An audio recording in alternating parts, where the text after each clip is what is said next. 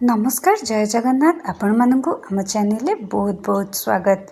दर्शक बंधु आज आम बैगण पोड़ा खाइबा। आपण माने तो जानी गरम भात कि पखाल सहित यही पोड़ा बैगण केते बढ़िया लगे खाइबा एवं ओडिया मानकर यह गोटे इच्छा पूरण मध्य करिथाए। तो दर्शक बंधु से कि गोटे बाउल देखु मो 3टा छोट साइज्र बैगण नहीं आपण चाहिए मीडियम किंबा बड़ साइज्र बैगण ने ताको गैस रे रखी एपट सेपट करी भल भाव पोड़ी देबे। हेले भितर जो आमर बैगणर रस गुड़िक अच्छी से गुड़ा भल भाव सीझीज। सीझीगला पूरा ठंडा होगा देबे। ठंडा हो सारा पर मुझे आम बैगण चोपा छड़ाऊँगी ताकू आपण ए प्रकार धीरे धीरे करके सबुतक बैगणर चोपा छड़े देबे। एठी मु सबुतक बैगणर चोपा छड़ेदेली। तापर एठी मु गोटे सीझा आलू नहीं आपण चाहिए गोटे किंबा जोड़े नहीं पारे नहले आपण आलू को अवॉइड मध्य कर पारे। तापर गोटे मीडियम साइज्र पियाज को पूरा चुन चुन करी काटी देइछि।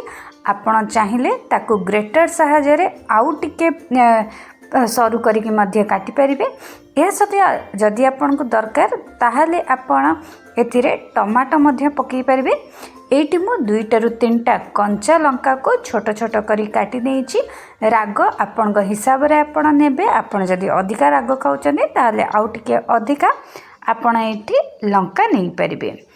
एही सब जिंस को एबे हमें भल भाव रे आग गोळेई नबा।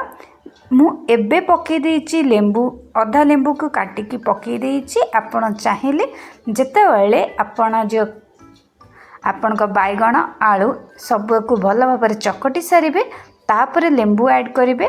सेटा मध्य आपण को खाइबारे बहुत बढ़िया लगे। एठी मु स्वाद हिसाब रे लुण नहीं जाइछि। तापरे आपण को जदि दरकार ताहले आपण टिके नाको हळदी एवं सुखिला लंकार गुंड मध्य ऐड कर परिबे। यह सहित एबे मु आधा छोट चामच नहीं सोरिष तेल। एबे आमे जो आमर बैगण आलू एवं जहाँ सब आम ये पकईचे ताकू भल भाव चकटिकी नहीं जिबा। दर्शक बंधु आपन जदि चाहिए ताहले एथिरे आपण पुदीना पत्र एवं ता सहित धनिया पत्र को मध्य चुन चुन करी काटिकी पकई देबे। ताहा आपणकर खाइबार टेस्ट को बढ़ेवा सहित तादरे जो स्मेल अच्छे बास्ना को मध्य बढ़े देता है। तो यही रेसिपीटी निश्चित भाव में ट्राए करंतु। आपणकर कौन एक्सपीरियंस रोचे सेटा आपनको कमेंट सेक्शन में जणातु। बैगणर प्रचुर मात्रा फाइबर थिबा द्वारा खाद्य भल भाव हजम हम। यह सहित आपणकर पेट जनित जदि कौन से प्रकार समस्या अच्छे ताकू मध्य दूर करि थाए। तो दर्शक बंधु आज वीडियो पे एतिकी। मु आशा करुच्ची कि ये वीडियोटी आपको निश्चित भाव में भल लगी। जदि भल लगी ताहले चैनल को सब्सक्राइब करने को जमा भी हेले भूलिबेनी।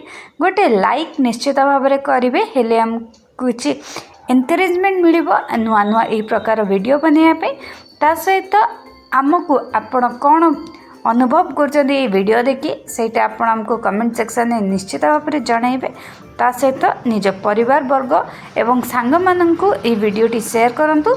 से माने मध्यम एही स्वादिष्ट बैगण पोड़ा निश्चित भाव में खाआंतु। आज पई एतिकी रहुची। नमस्कार जय जगन्नाथ।